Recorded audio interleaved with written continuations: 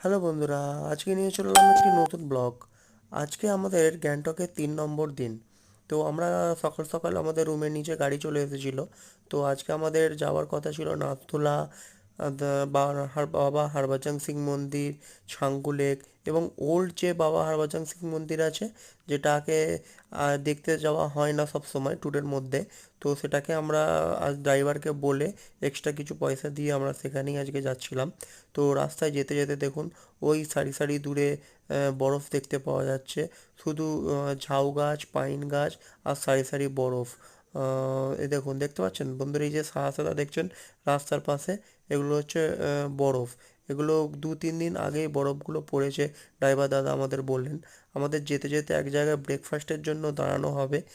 Driver দাদা বললেন ওই যে দূরে দেখুন ছাঙ্গু লেক দেখতে পাওয়া যাচ্ছে আর পুরো বরফ ভর্তি হয়ে আছে। আমরা উপর দিকে যাব, উপরে হচ্ছে নাথুলা আর ছাঙ্গু লেকটা হচ্ছে এই নিচে। নাথুলা যেটা 14,000 ফিট ভূপৃষ্ঠ থেকে, যে সমুদ্রপৃষ্ঠ থেকে 14,000 ফিট উপরে হচ্ছে নাথুলা, যেটা ইন্ডিয়া চায়না বর্ডার বলা হয়। এই দেখুন পাহাড় কেটে কিভাবে রাস্তাগুলোকে বানানো হয়েছে, আর নিচে ছোট ছোট গ্রামেই কিছু ঘর দেখতে পাওয়া যাচ্ছে, সবুজ কালার, লাল কালার। ওই যে ছাঙ্গু লেক দূর থেকে দেখছে, ছাঙ্গু লেকটাকে খুব সুন্দর, দারুণ লাগছে। দেখুন আমি জুম করছি আপনাদের দেখানোর জন্য।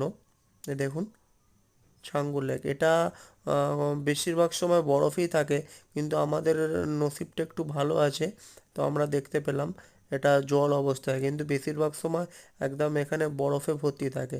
ওই যে নাথুলা যে পার্কিংগুলো দেখতে পাচ্ছেন, ওখানেই আমাদের গাড়ি আছে, ওখান থেকে হেঁটে উপরে দিকে আসতে হয়।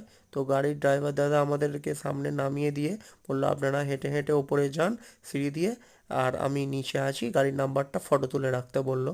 তো আমরা রীতিমতো ড্রাইভার দাদার কথা শুনে ফটো তুলে রেখে উপরের দিকে এলাম। এই যে নাথুলায় দেখুন পাহাড়ের কোল দিয়ে কিরকম রাস্তাগুলো দেখুন, সুন্দর দেখতে লাগছে। এই যে আমার উপরের দিকে হেঁটে হেঁটে যাচ্ছি যে দিদিভাই, চ্যানেলটা ভালো লাগলে প্লিজ সাবস্ক্রাইব করে দেবেন এবং পরের পার্টের জন্য অপেক্ষা করবেন।